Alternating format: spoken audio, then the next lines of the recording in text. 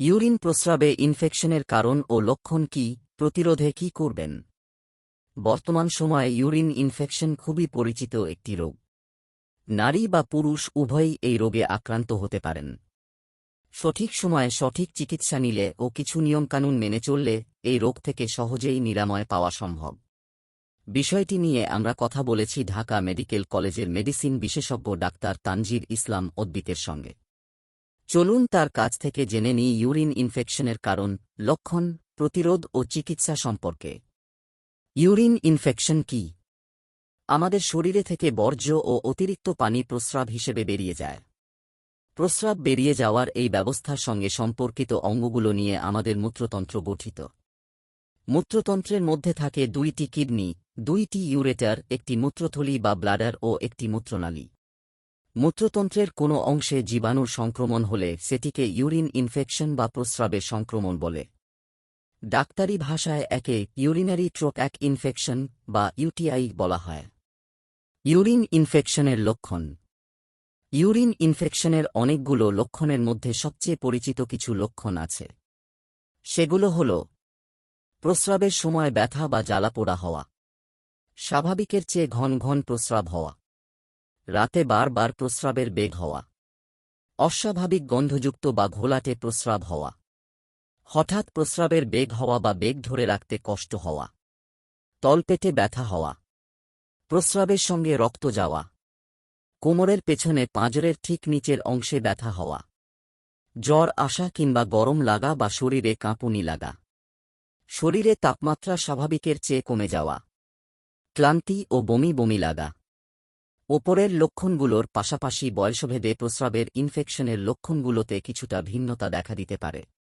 বয়স্ক ও প্রস্রাবের নল ক্যাথেটার দেওয়া ব্যক্তিদের ক্ষেত্রে লক্ষণীয় পরিবর্তনগুলো হল: অস্বাভাবিক আচরণ, মানসিক বিভ্রান্তি অথবা ক্ষোভ, নতুন করে শরীরে কাঁপুনি অথবা ঝাঁকুনি হওয়া, প্রস্রাব করে জামাকাপড় নষ্ট করে ফেলা। আবার বাচ্চাদের ক্ষেত্রে সাধারণ লক্ষণগুলোর পাশাপাশি ভিন্ন ধরনের কিছু লক্ষণ দেখা দেয়, যেমন মেজাজ খিটখিটে হয়ে যাওয়া, ঠিকমতো খাওয়া দাওয়া করা বন্ধ করে দেওয়া, জ্বর আসা বা শরীরের তাপমাত্রা বেড়ে যাওয়া, ঘন ঘন প্রস্রাব করা কিংবা হঠাৎ বিছানায় স্রাব করতে শুরু করা, বমি হওয়া। ইউরিন ইনফেকশনের কারণ। সাধারণত পায়খানায় থাকা বিভিন্ন জীবাণু মূত্রতন্ত্রে প্রবেশ করে ইউরিন ইনফেকশন ঘটায়। প্রস্রাবের রাস্তা বা মূত্রনালী দিয়ে এসব জীবাণু মূত্রতন্ত্রে প্রবেশ করে। নারী পুরুষভেদে সবারই প্রস্রাবের ইনফেকশন হতে পারে, তবে নারীদের মধ্যে এই রোগের সংক্রমণের হওয়ার প্রবণতা বেশি। এর কারণ হল নারীদের মূত্রনালী পুরুষদের মূত্রনালীর তুলনায় দৈর্ঘ্যে অনেক ছোট। এছাড়া নারীদের মূত্রনালী পায়ুপথের খুব কাছাকাছি অবস্থিত। ফলে ব্যাকটেরিয়া পায়ুপথ থেকে মূত্রনালীতে প্রবেশ করে প্রস্রাবের সংক্রমণ ঘটানোর আশঙ্কা বেড়ে যায়।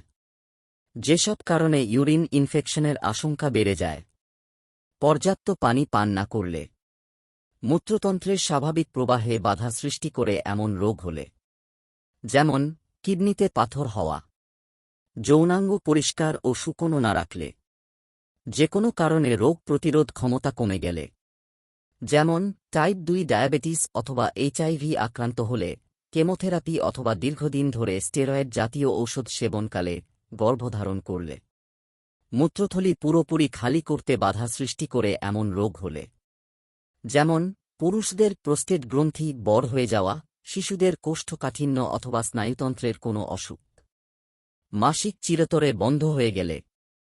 এই ঘটনাকে মেনোপজ বলা হয়। এক্ষেত্রে ইস্ট্রোজেন নামক হরমোন কমে যাওয়ায় সংক্রমণ প্রবণতা বেড়ে যায়।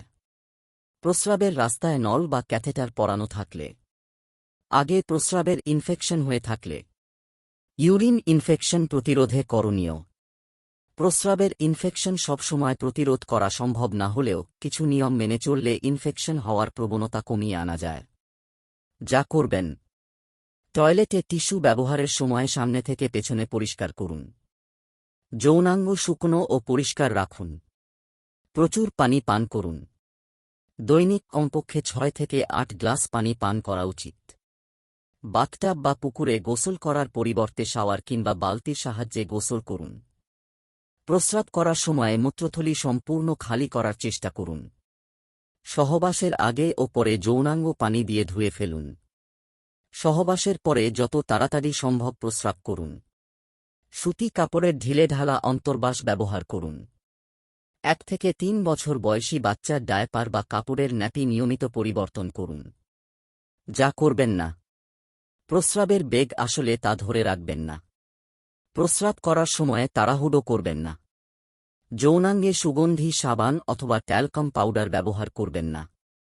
সিনথেটিক কাপড়ের, যেমন নাইলন তৈরি আঁটসাঁট অন্তর্বাস ব্যবহার করবেন না। আঁটসাঁট পায়জামা পরবেন না।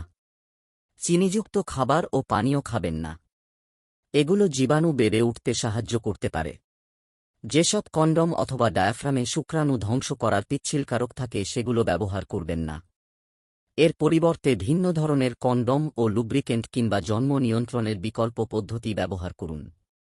ইউরিন ইনফেকশনের চিকিৎসা।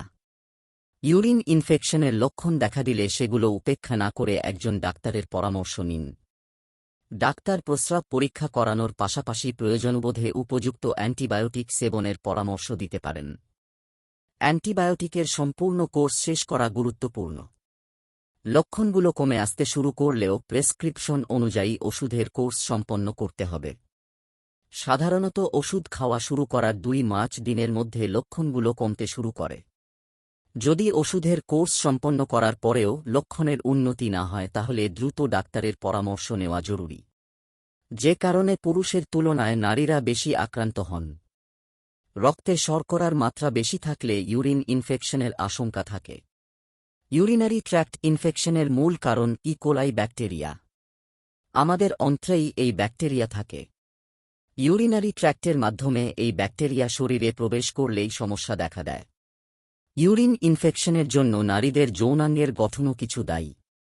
যেহেতু এর গঠন উন্মুক্ত, তাই কর্মক্ষেত্র, শপিং মলে কমন টয়লেট ব্যবহারে সমস্যায় পড়তে হয়। এছাড়াও পিরিয়ডের সমস্যা, নিয়মিতভাবে হরমোনের ওষুধ খাওয়া ইত্যাদি কারণে ইউরিন ইনফেকশন হয়। নারীদের মূত্রদ্বারের কাছেই থাকে মলদ্বার। এই কারণেও কিন্তু ইনফেকশনের সমস্যা অনেক বেশি হয়। অনেক সময় যৌনতা থেকেও হতে পারে ইউরিন ইনফেকশন।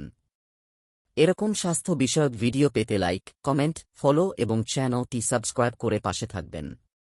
মহান আল্লাহ আপনাকে উত্তম যা দান করুক। আমিন।